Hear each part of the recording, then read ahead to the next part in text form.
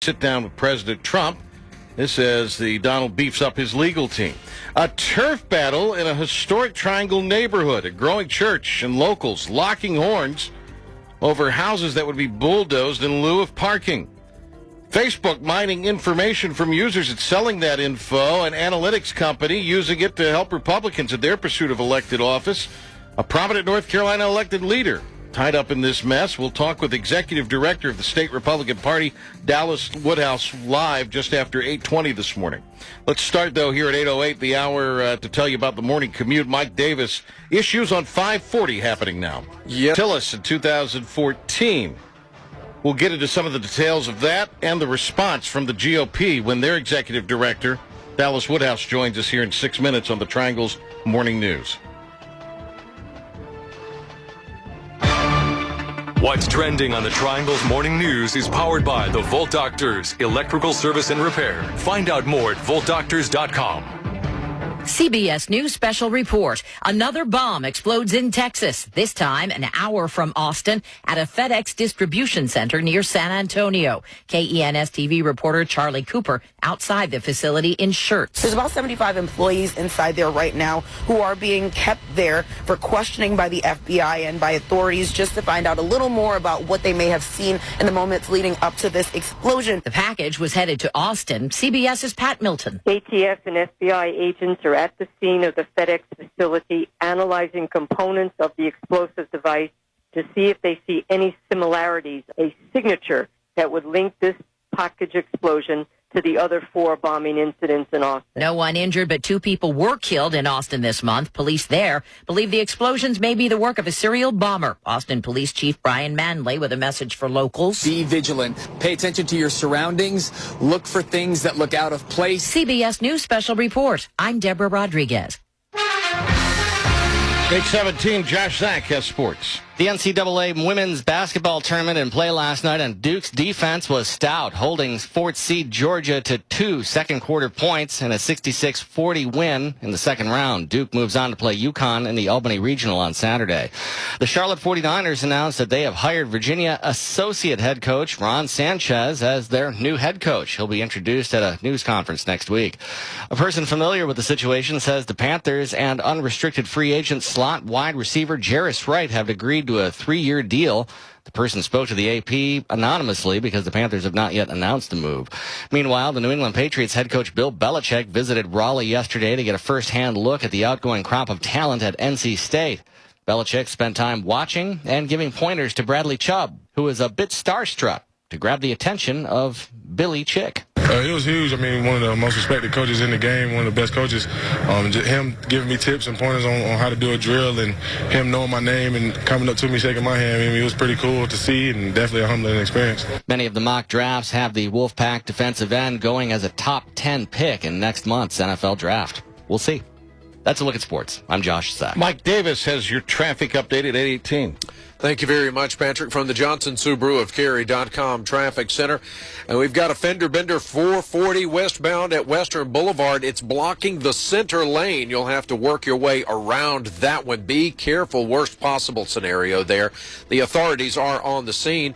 Also, an accident on the Durham Freeway northbound at Alexander Drive, blocking the right lane. You're having to squeeze by to the left there. That's causing some major delays all the way back to I-40. And further downtown, Durham Freeway southbound at Chapel Hill Street, there's an accident that's blocking the shoulder there. Let's head up to Wake Forest, where we also have an injury accident on Capitol Boulevard at Purnell Road. That's causing delays both northbound and southbound on US 1. And additionally, we have flooding to watch for, and which is probably the start of all of this morning, with the heavy rains overnight giving us those slick roads. Tryon Road between Wilmington Street and Hammond Road has standing water. You want to avoid that area. Elsewhere, 440 westbound, still sluggish from the 64 bypass through Capitol Boulevard. You're also going to be off the pace from from Glenwood Avenue over to Wade Avenue. Wade Avenue also very sluggish outbound from Blue Ridge Road out to the 40 ramps. If you're coming in from Apex and Cary, US 1 northbound is sluggish from Cary Parkway up through the I-40 interchange, and you continue continue in those slow conditions due to this accident at Western Boulevard. Get past Hillsborough Street, and that's where you'll start to get some clean air in front of you. And 540 also off the pace due to an earlier accident near Lewisburg Road. That has cleared. But still, you've got those congestive delays going all the way back now to in advance of Buffalo Road, continuing over to Capitol Boulevard, and then some spotty congestion from Six Forks over to Leesville Road. With the Triangle's most frequent traffic updates every 10 minutes on the 8s, I'm Mike Davis, News Radio 680 WPTF. Are you ready to discuss estate planning? Estate planning attorney Dan Brady of Brady Coben Law Group wants to guide you through the process without the courts. I'd like to talk a little bit about the estate administration process, commonly referred to as the probate process. We want to avoid probate. That is a primary objective of our planning process.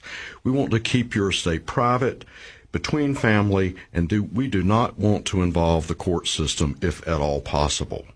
We plan around this with the use of trusts, beneficiary designations, pay-on-death accounts, and joint ownership. Those are all non-probate assets. Brady Coben Law Group, honoring the life, work, and charity of every individual. If you want to avoid probate and need help regarding your estate, will, or trust, contact Brady Coben Law Group. Go to ncestateplanning.com. That's ncestateplanning.com. All right, we're going to get a hold of Dallas Woodhouse here, executive director of the State Republican Party. Some things that they want to fire back at the Democratic Party back as far as accusations.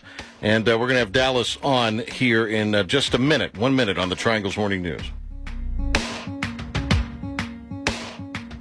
Hi, Danny Lipford here from Today's Homeowner. Tuning into Today's Homeowner Radio might be the best decision you make all week.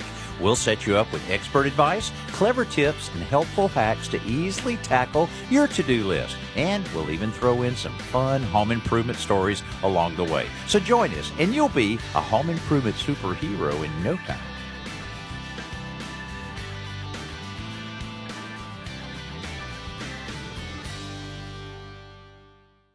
Split.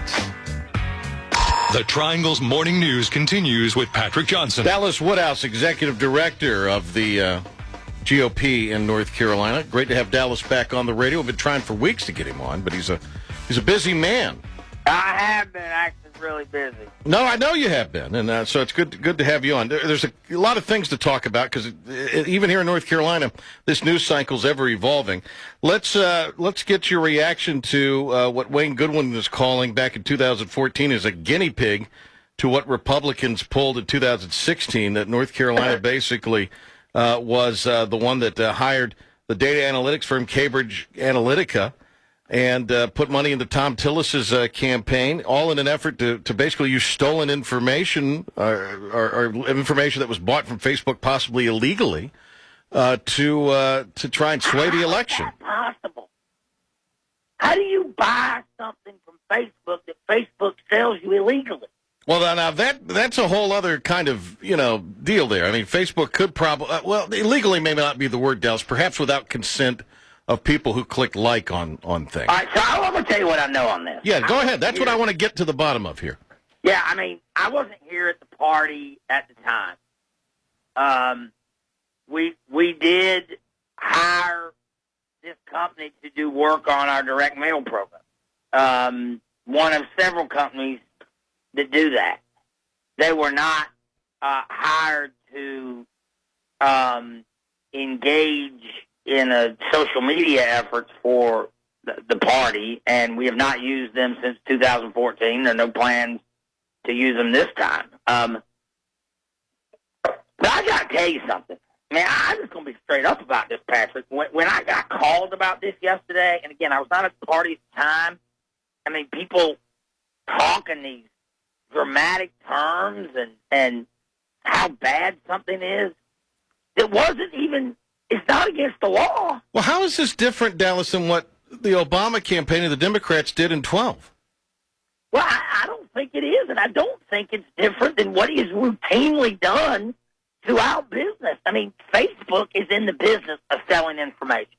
Now, look, I don't think people if people don't want Facebook to know their information, they shouldn't engage with it. I mean, if you go up there, I mean, when the reporters called me yesterday, they couldn't even explain to me what the controversy was. In other words, if Patrick Johnson goes on to Facebook and posts his birth date, and I, as the North Carolina Republican Party, glean that information from you posting it in public and send you a birthday card, hoping that you will look favorably on the Republican Party and our candidates, I mean, that's the kind of thing we routinely do. Now, if you have cake with the card, I'm in, Dallas. Just know, even though I know you're down a bunch of weight, if you have cake with the card, whatever you want, I'll do on my birthday. News Observer did me wrong. It made me still look fat. I wasn't happy about that. The cartoon of me going after Cooper, I was all right with that. So. But they made you look like you're half the man you used to be. Dallas Woodhouse with us here. I don't want to get off base with this here. What I think people are upset about, and this is a national level, and again, this is sort of the national story about Facebook perhaps selling this information without the consent of those or without the knowledge of those. Facebook, the Democrats are very angry at Facebook because they're blaming Facebook for being the group that helps spread what they're calling the so-called fake news and the fake articles and that sort of thing, particularly favorable for the GOP. This all has to do with the Russia investigation. And I think because with this Cambridge Analytica firm, there are some Russian maybe investors or some kind of Russia business involved. Again, as Rick Henderson said, not capital R Russia, but still Russia.